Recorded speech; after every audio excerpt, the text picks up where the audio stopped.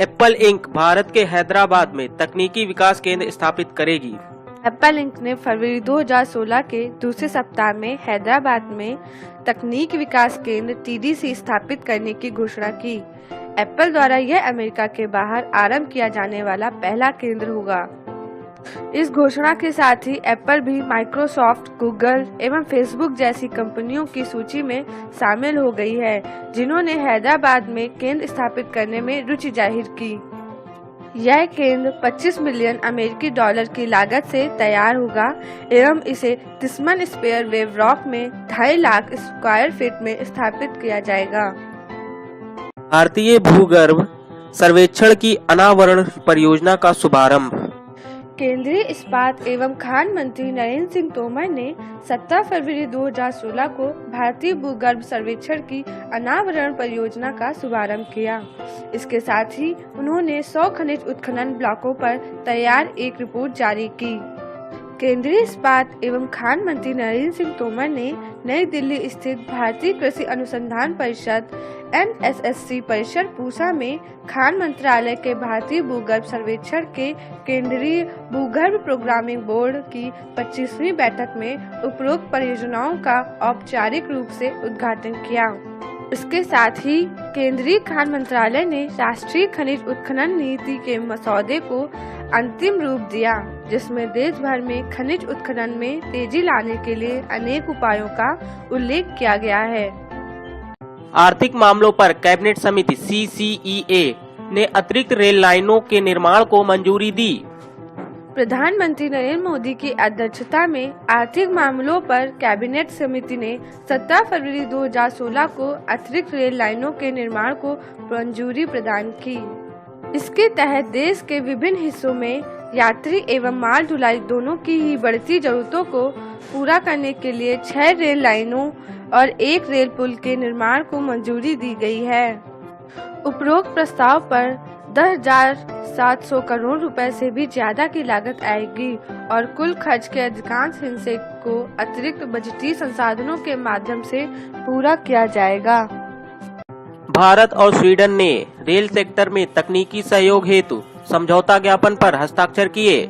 Rail मंत्रालय और Sweden के उद्यम व राज्य अभिनव मंत्रालय ने 15 फरवरी 2016 को रेल क्षेत्र में तकनीकी सहयोग हेतु समझौता ज्ञापन पर हस्ताक्षर किए। समझौते का उद्देश्य रेलवे में विकास हेतु विभिन्न गतिविधियों, दक्षता और स्थिरता को बढ़ावा देना है। द्विपक्षीय व्यापार, निवेश, अनुसंधान और प्रौद्योगिकी हस्तांतरण के संबंध में ठोस परिणाम प्राप्त करना है। झारखंड और अडानी समूह ने थर्मल पावर प्लांट लगाने हेतु समझौता ज्ञापन पर हस्ताक्षर किए। इस समझौते पर झारखंड के मुख्यमंत्री रघुवर दास एवं अडानी समूह के निदेशक राजेश अडानी ने मुंबई में आयोजित मेक इन इंडिया वीक के दौरान हस्ताक्षर किए। अडानी समूह ने बांग्लादेश पावर कारपोरेशन के साथ समझौते द्वारा उसे ऊर्जा सप्लाई करने की दिशा में इस समझौते पर हस्ताक्षर किए। यह प्रस्तावित प्लांट राज्य में गोड्डा एवं साहिबगंज जिलों में लगाए जाएंगे। झारखंड सरकार ने घोषणा की है कि वह मेक इन इंडिया परियोजना के तहत राज्य में 62,000 करोड़ रुपए के निवेश का अनुमान लगा रही है। रक्षा मंत्री मनोहर पर्रिकर ने सेना के पूर्व कमान अस्पताल को रक्षा मंत्री ट्रॉफी से पुरस्कृत किया। भारत के रक्षा मंत्री मनोहर पर्रिकर ने 18 फरवरी 2016 को सेना के पूर्व कमान अस्पताल कोलकाता को रक्षा मंत्री ट्रॉफी से पुरस्कृत किया। उपरोक्त के तहत रक्षा मंत्री ने पूर्वी कमान अस्पताल को सशस्त्र बल चिकित्सा सेवाओं में सर्वश्रेष्ठ एवं द्वितीय सर्वश्रेष्ठ सेवा अस्पतालों के लिए रक्षा मंत्री ट्रॉफी एवं प्रशस्ति पत्र प्रदान किया, जिसे कमांडेंट मेजर जनरल TS आहूवालिया ने ग्रहण किया।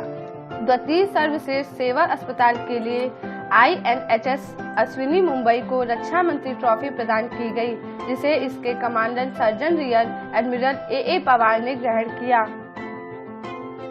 उत्तर मध्य रेलवे ने खुर्जा जंक्शन पर अत्याधुनिक कंप्यूटर आधारित सिग्नल प्रणाली का शुभारंभ किया। उत्तर मध्य रेलवे ने 14 फरवरी 2016 को कंस्ट्रक्शन एवं ओपन लाइन यूनिट्स के सहयोग से खुर्जा जंक्शन पर अत्यंत आधुनिक कंप्यूटर आधारित सिग्नल प्रणाली का शुभारंभ किया। इस अत्यंत आधुनिक कंप्यूटर आधारित सिग्नल प्रणाली से Khurja railway yard Allahabad railway division का 256 बार रेलगाड़ियों की तेजी से निकासी के लिए अग्रणी स्टेशन बन गया। पानी फाउंडेशन और महाराष्ट्र सरकार जल संरक्षण के लिए सहयोग हेतु सहमत। अभिनेता आमिर खान और उनकी पत्नी किरण राव द्वारा आरंभ की गई गैर लाभकारी संस्था पानी फाउंडेशन 17 फरवरी 2016 को चर्चित रही। महाराष्ट्र के मुख्यमंत्री देवेंद्र फडणवीस और अभिनेता आमिर खान द्वारा राज्य में पानी की समस्या के समाधान के लिए संयुक्त रूप से कार्य करने की घोषणा के बाद यह फाउंडेशन चर्चा में आया। पानी फाउंडेशन गैर लाभकारी संस्था है जिसका मुख्य उद्देश्य जल संरक्षण के बारे में आम लोगों के लिए दृष्टिकोण में परिवर्तन लाने का प्रयास है। यह आम लोगों के बीच संवाद स्थापित करने, जल संरक्षण के बारे में ज्ञान प्रदान करती है और जमीन स्तर पर जल प्रबंध और जल संरक्षण के बारे में जनता को जानकारी देती है। भारतीय फार्मा कंपनी सिप्ला ने 2 अमेरिकी फार्मा कंपनियों का अधिग्रहण किया।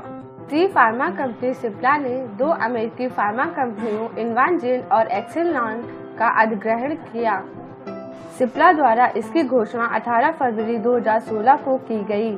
सिप्ला द्वारा की गई घोषणा के अनुसार उसकी ब्रिटेन की इकाई सिप्ला ने 2 अमेरिकी कंपनियों इन्वांजेन और एक्सेलॉन का 55 करोड़ अमेरिकी डॉलर में अधिग्रहण कर सौदा किया। कंपनी के अनुसार इस अधिग्रहण के बाद सिप्ला का इन्वांजेन में विलय हो जाएगा। FBI भी अनलॉक नहीं कर पाएगी आतंकवादी का आईफोन। गूगल के सीईओ भारतवंशी सुंदर पिचाई ने पाकिस्तानी मूल के अमेरिकी आतंकवादी के आईफोन को अनलॉक करने के अमेरिकी कोर्ट के फैसले के खिलाफ एप्पल का समर्थन किया है। दिसंबर में पाकिस्तानी मूल के आतंकवादी सैयद फारूक ने कैलिफोर्निया में गोलीबारी की वारदात को अंजाम दिया था, जिसमें 14 लोगों की जान चली गई थी और 22 लोग घायल हो गए थे। मामले की जांच करने के लिए अमेरिका की एक अदालत ने एप्पल से इस आतंकी के आईफोन को अनलॉक करने में अमेरिका खुफिया एजेंसी FBI की मदद करने को कहा था।